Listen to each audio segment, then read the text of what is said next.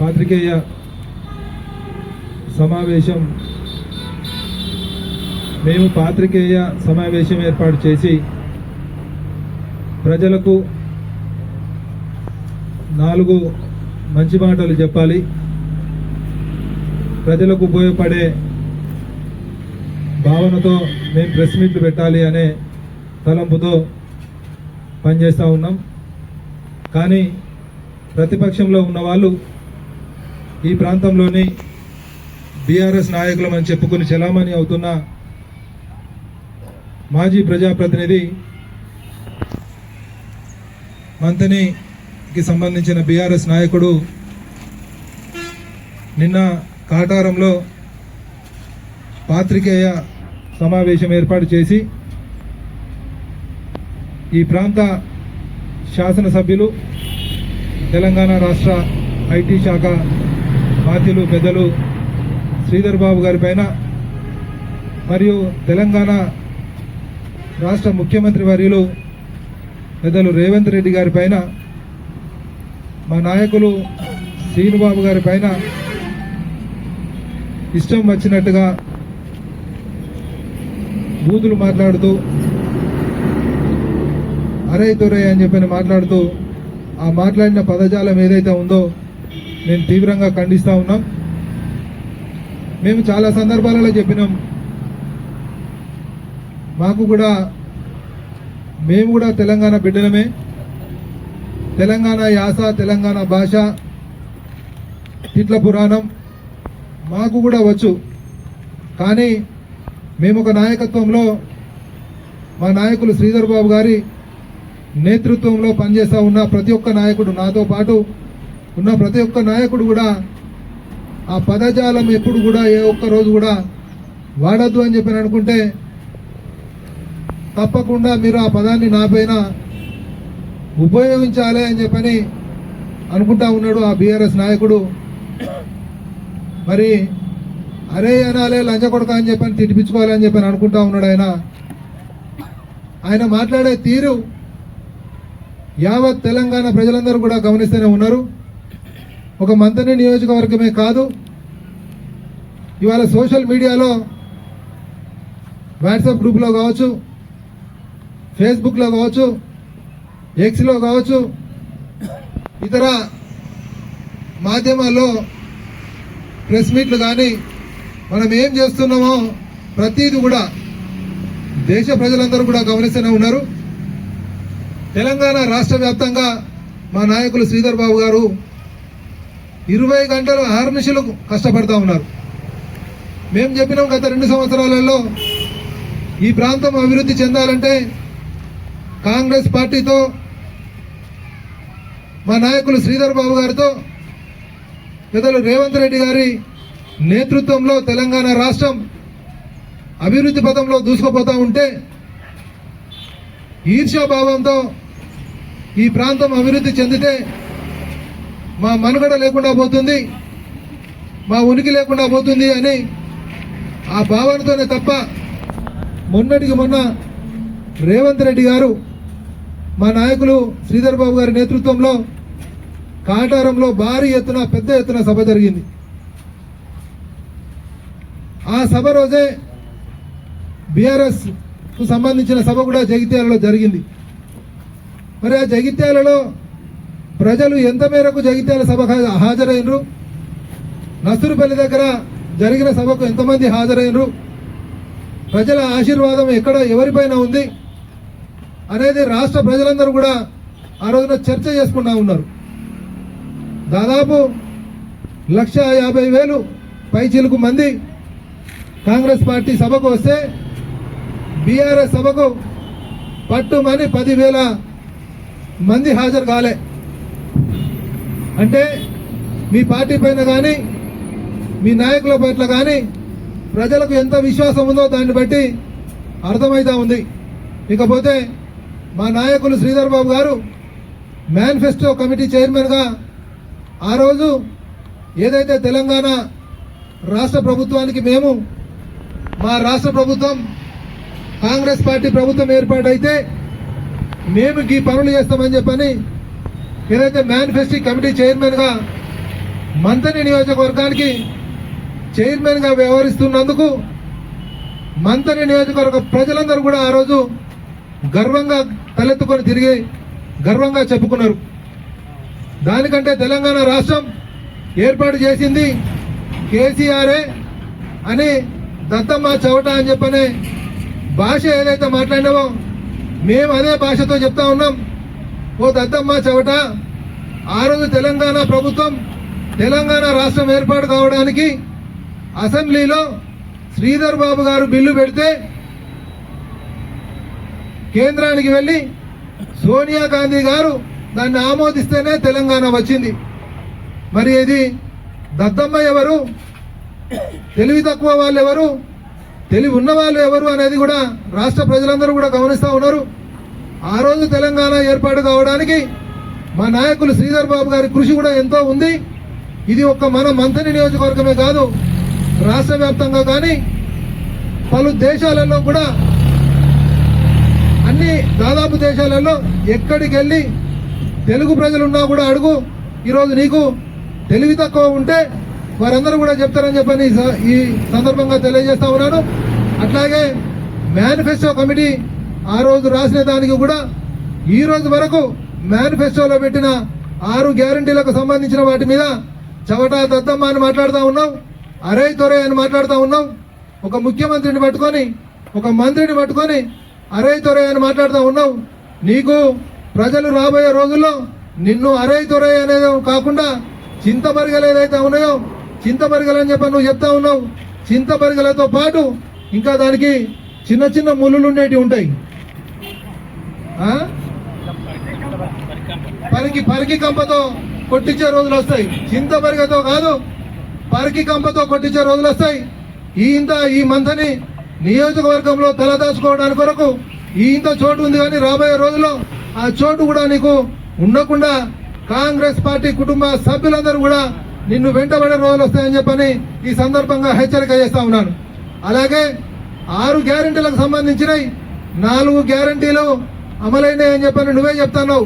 ఓ దద్దమ్మ, ఓ చవట, నువ్వేదైతే దద్దమ్మ చవట అంటున్నావో మేము కూడా బరాబర్ నువ్వేదైతే అంటావో అంతకు రెట్టింపు అంటాం. మేము మా నాయకుడిని అంటే మేము ఊరుకునేది లేదు అని చెప్పని ఈ సందర్భంగా హెచ్చరిక చేస్తూ ఇంకా 2 గ్యారంటీలు ఏవైతే ఉన్నాయో ఆ గ్యారంటీలను తప్పకుండా అమలు చేస్తామని బహిరంగంగానే మా నాయకులు శ్రీధర్ బాబు గారు బహిరంగ సభలో చెప్పడం జరిగింది.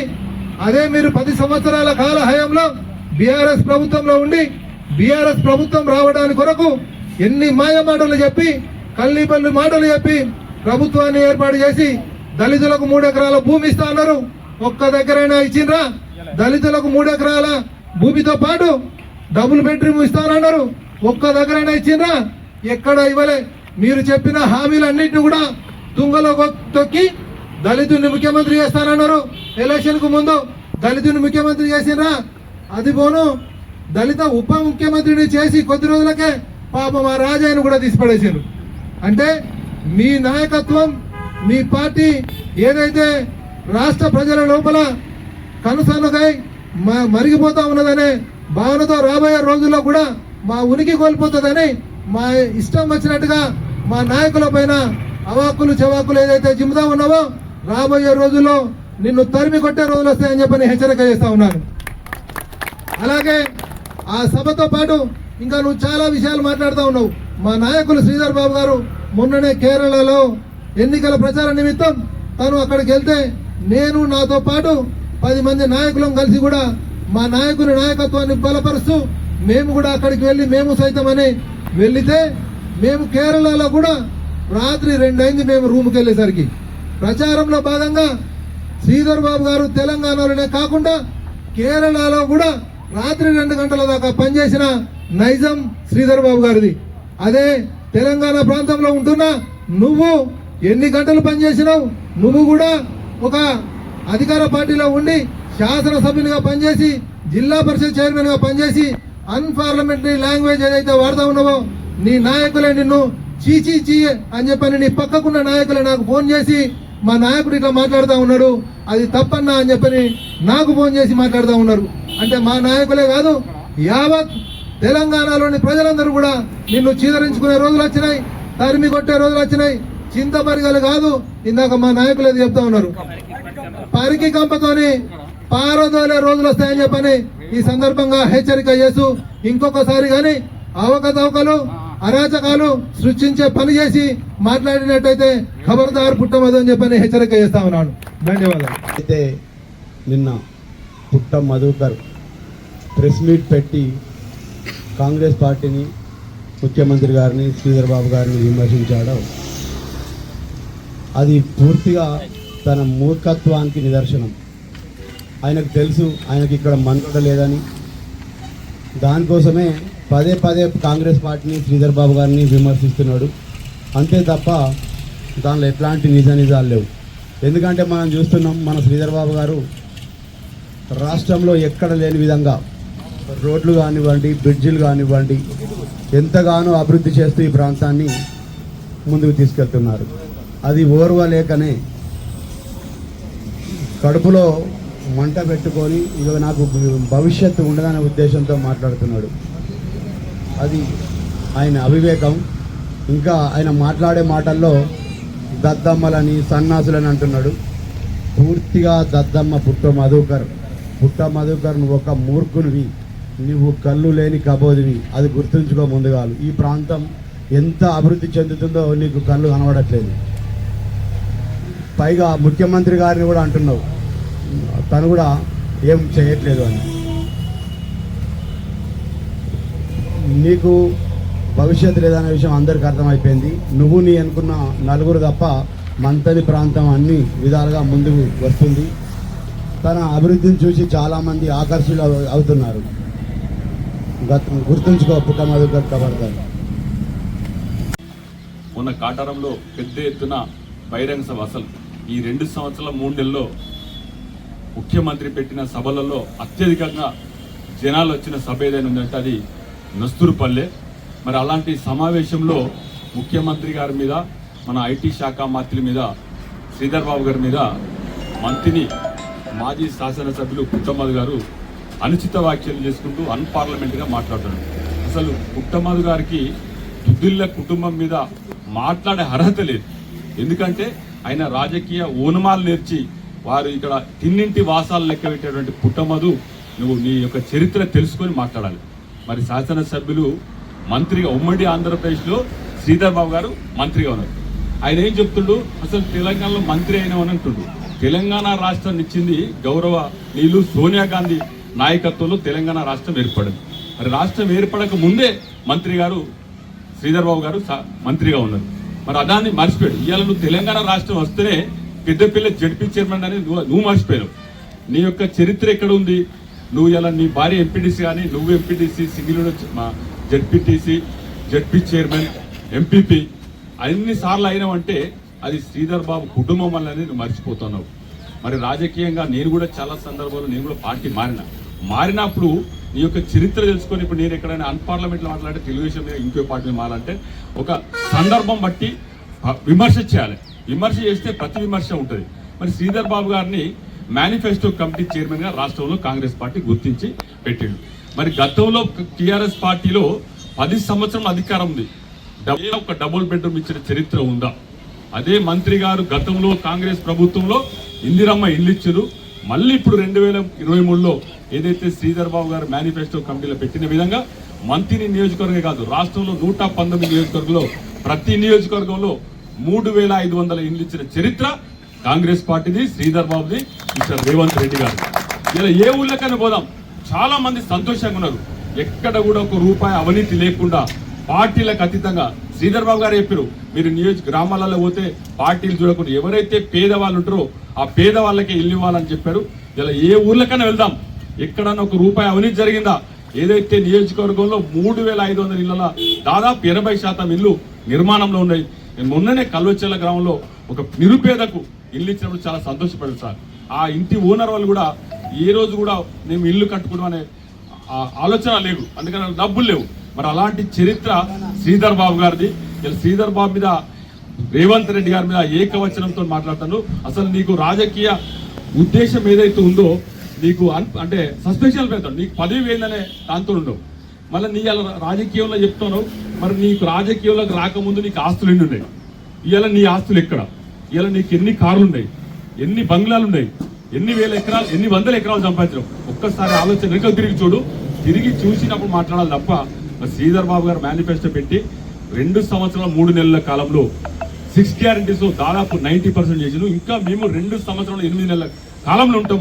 అప్పటి వరకు ప్రతి గ్రామంలో ఎవరైతే నిరుపేదలు ఉన్నారో వారందరికీ కూడా సంక్షేమ అభివృద్ధి ఫలాలతో పాటుగా లక్షల కోట్ల రూపాయల నిధులు రాష్ట్రంలో పెడితే దాదాపు నాకు తెలిసి 1000 కోట్ల రూపాయల నిధులు తెచ్చిన చరిత్ర శ్రీధర్ బాబుది. ఇలా మొన్ననే కాళేశ్వరం ప్రాజెక్ట్ పోయినప్పుడు 200 కోట్లతోని ఇలా మనం కాళేశ్వరం పోవాలంటే మలహార్ మండలం కానీ కాళేశ్వరం కాటరం పోకుండానే ఇటు పక్క నుండి డైరెక్ట్ ఈ అడ్డ మన గోపాలపూర్ పక్క నుంచి మన బిట్వెల్ నుంచి డైరెక్ట్ ఆరెంజ్ నుంచి వెళ్లే విధంగా ఇలా రోడ్ కనెక్టివిటీ చేసినట్టయితే ఎన్ని వేల కోట్ల రూపాయల నిధులు ఇచ్చినా కూడా మనం తక్కువే అవుతుందని శ్రీధర్ గారు చెప్పారు. ఇలా చాలా పెద్ద నియోజకవర్గం, 10 మండలాలు, 200 కిలోమీటర్ల పొడుగుంది.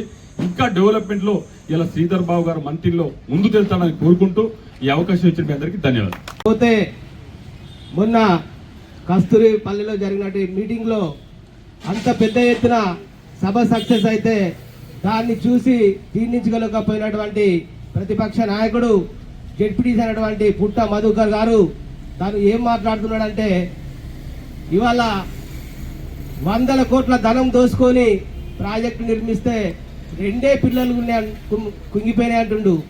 100 సంవత్సరాల క్రితం కట్టినటువంటి ప్రాజెక్టులు ఇలా నాగార్జున సాగర్ తీసుకుందాం, ఇలా శ్రీరామ్ సాగర్ తీసుకుందాం, ఒక 20-25 సంవత్సరాల కింద కట్టినటువంటి ఎల్లంపల్లి ప్రాజెక్టు ఎక్కడ చెక్కు చెదరకుండా మా గవర్నమెంట్ నిర్మించిన ప్రాజెక్టులు ఇలా ఎట్లా ఉన్నాయి తెలంగాణ. నువ్వు కట్టి 10 ఏళ్ళు అయితే లేదు, 2 పిల్లలు ఎందుకు కుంగుతాయి? ప్రజల ధనాన్ని దాచుకొని ఇవాళ ప్రజలందరినీ వంచన చేస్తా అంటే చూసుకుంటూ ఊరుకునే రోజులు లేవు. అలాగే ముందుగాను నీ భాష మార్చుకో. ఒక ముఖ్యమంత్రిని పట్టుకొని నువ్వు అరే ఒరే అంటూ నీ ఇష్టం ఉన్నట్టు మాట్లాడుతున్నావు. మాట్లాడే విధానాన్ని ముందుగా నువ్వు నేర్చుకో. 1,000 మాకెళ్ళి చూపిస్తే 5,000 నీకెళ్ళి చూపిస్తే అని ఈ సందర్భంగా చెప్తున్నాం. ఇకపోతే మేము ఏం చేయాలి అంటున్నావు, నీకు కనబడతలేదా? వేలాది మంది మహిళలు ఇవాళ ఉచితంగా ప్రయాణం చేయడం నీకు కనబడతలేదా? ఎంతో మంది నిరుపేదలు తిందామంటే బువ్వకు నోచుకోకుండా మీరిచ్చిన దొడ్డు బియ్యం తినలేదు. 100 సంవత్సరాల నుంచి రాజ్యాంగం వచ్చినప్పటి నుంచి ఏ గవర్నమెంట్ కూడా ఇవ్వనటువంటి సన్న బియ్యాన్ని ఇచ్చి ప్రతి పేదవాడిని కడుపు నింపేది నీకు కనబడతలేదా? ఇవాళ 200 యూనిట్ల కరెంటు ఉచితంగా ఇచ్చేది నీకు కనబడతలేదా? అది ఎవరైనా నిరుపేద వారికి 200 యూనిట్ల ఉచితంగా కరెంట్ ఇస్తున్నాం, నువ్వు చూస్తలేవా? ఎందుకు కళ్ళబొల్లి మాటలు మాట్లాడుతూ నీ పబ్బం గడుపుకుంటున్నావు? నువ్వు ఇకనైనా పచ్చకామర్లాయనకి లోకమంతా పచ్చ కనబడట్టు నీకు ఏది చూసినా ఒకటే విధానంగా కనబడుతుంది. నీ బుద్ధి మార్చుకో. ఇకనైనా ప్రజలకు ఉపయోగపడేటువంటి విషయాలు చెప్పాలని మేము ఈ సందర్భంగా హెచ్చరిస్తూ నాకు ఈ అవకాశం ఇచ్చిన మీకు ధన్యవాదాలు తెలియజేస్తూ ముగిస్తున్నాను.